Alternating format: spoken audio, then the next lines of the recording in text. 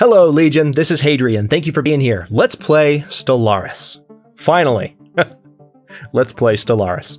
As usual, this is just an introductory video. I need to talk a little bit about how this series is going to work and set the stage for those interested in hearing about it. So if all you want is gameplay, which is fine, here's a link to the first episode in the series, and I'll see you in a second. So, a little bit of a backstory here if you're new to my channel. This is a game that I've been meaning to play on the channel for some time. I've played it myself a great deal, but I've never actually put it on the channel before, and it fits the channel's niche like a glove. It's a game that tells a story, that creates histories, in fact. It focuses on grand strategy, but starts out as kind of a 4X. It's based in science fiction, and it just checks so many of the boxes. It's awesome. But when it came out, my schedule was chock full of games that everyone was already enjoying watching, and there was also this pervading sense that the game's foundation was solid, but that a lot of people were waiting for the first major patch to really take the game to the next level. Well, it would seem, just maybe, jury's still out, but it would appear that that patch has arrived. So we're going to play it. In case you missed it, I've already published a 2-part overview of the Heinlein patch, which is actually the third post-release main patch. It's 1.3, but it's definitely the first major patch. It took several development diaries just to cover the content. So there's a link in the video and in the description if you'd like to get a glimpse of everything that's been changed per my coverage.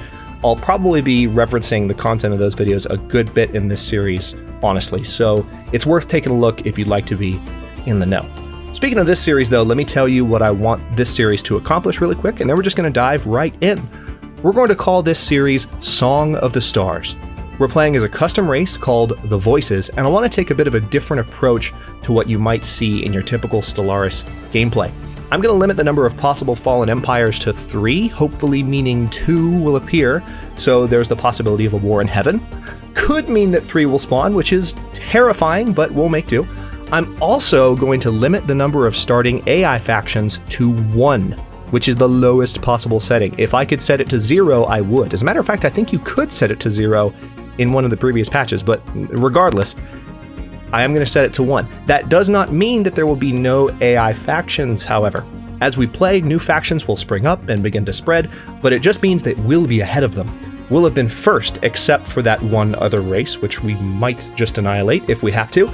The idea is that we are the precursor race of this galactic cycle. We might even uplift a few factions as we go. We'll see. The sky's the limit. So think of this series as an empire building series and a storytelling series. The ultimate goal will be to challenge the precursor empires, which will obviously take a while, so we're probably not going to be in a place where we start out with heavy fighting.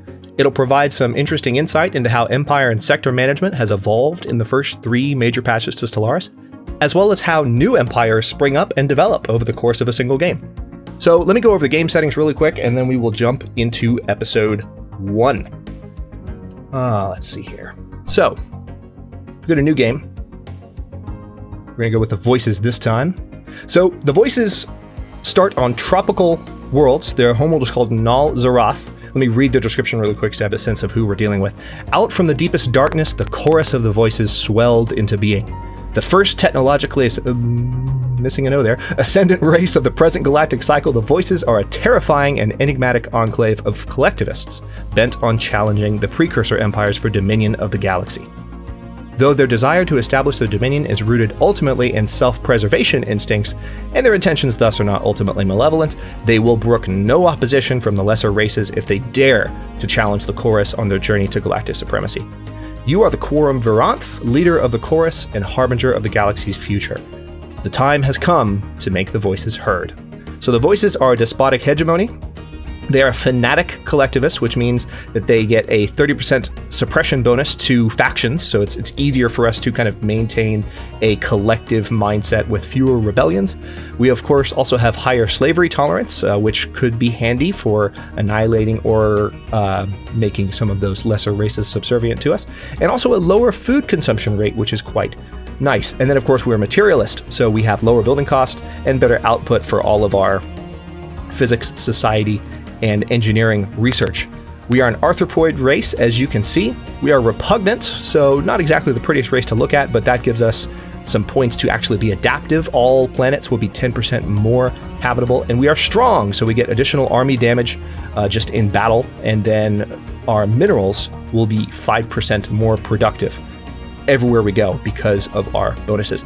We start with red laser tech, we have hyperspace travel as our default, and then we are anthropoid in our ship designs. So with that having been selected, we are going to go, I think, to a... tell you what, let's go ahead and do huge. Why not? Galaxy shape, let's do spiral 4 arms. AI empires 1, advanced AI starts 0, max fallen empires 3, habitable worlds we're going to keep at 100%. This has been changed in Heinlein to where there are actually fewer habitable worlds out there. You'll see less like Terran and wet style planets, but that's quite all right because we have that habitability bonus, so that might not affect us as much as it would affect other empires at this point in the game. So we're going to have normal AI aggressiveness, normal difficulty, any allowed FTL method. We're going to turn off clustered starts just to make sure that that other empire is a good ways away from us.